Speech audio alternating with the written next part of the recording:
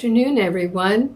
My name is Nayaswami Padma, and I'm here today to bring you a little excerpt from the autobiography of Swami Kriyananda, The Path or the New Path, with some of the original teachings of Paramhansa Yogananda, especially in the chapters where he talks about living with Yogananda.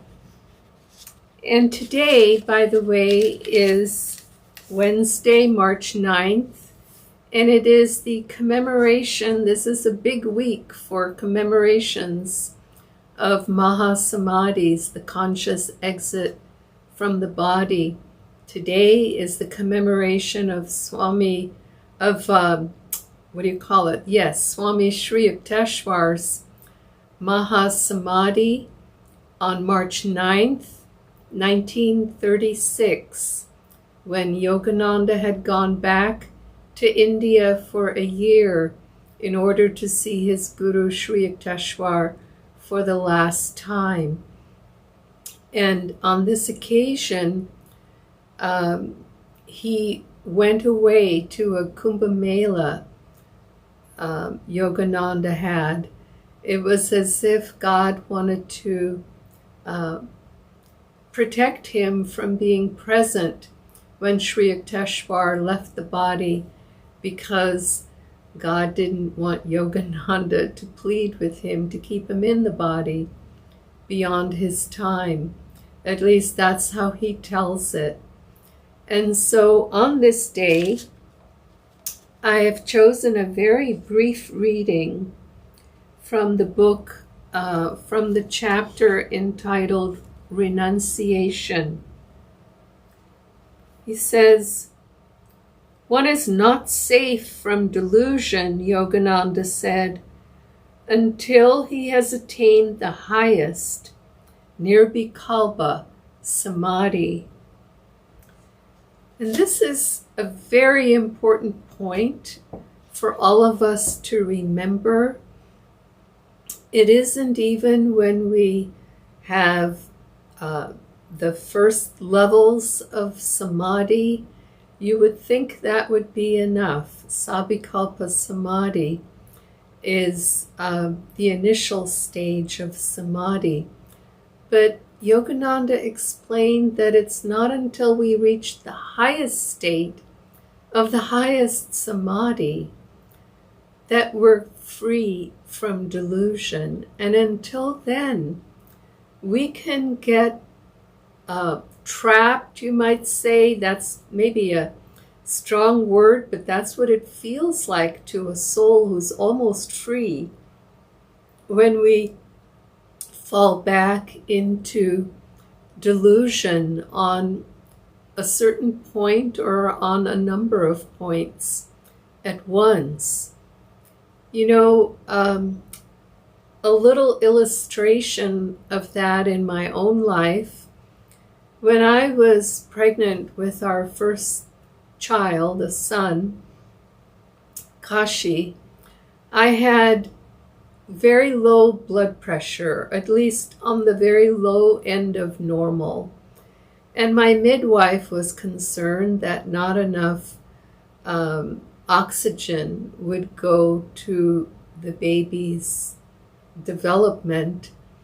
And so she encouraged me to eat fish because I was a complete vegetarian, and also to drink a glass of wine every day. I guess that stimulates the blood pressure somehow.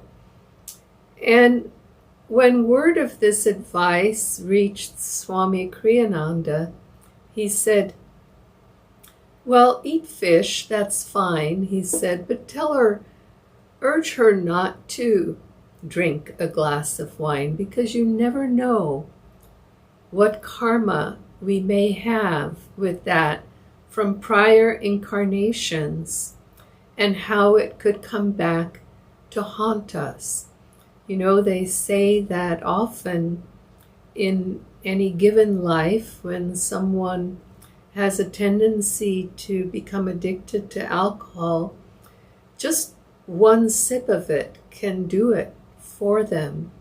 Whereas for the next person who does not have that tendency, they can have a glass with, every meal, and it doesn't bother them at all. So it depends on our own karmic makeup, whether something can throw us back into a very bad habit that we may have had in the past. Perhaps we had overcome it in the past, but we could fall back into it just unknowingly even. And so it's best not to tempt delusion, as this particular sentence is urging us to give credit where credit is due, to meaning that, to recognize that the power of delusion can still take us. What is delusion? It is ignorance. It is our ignorance of our own divine reality. And I don't mean that intellectually. I mean that through direct experience. And so until we have that direct experience, which is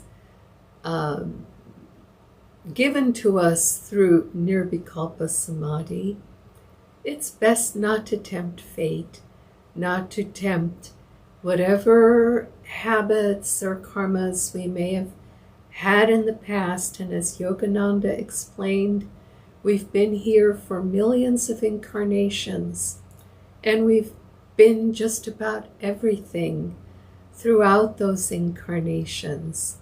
So to give caution when it comes to entering into a bad habit or something that can tempt us in a negative way, meaning away from God remembrance, to give caution to that, and to not risk falling back from the state of consciousness that we have the blessing to be in this particular moment. Joy to you, and we'll see you again tomorrow. Many blessings. Bye-bye now.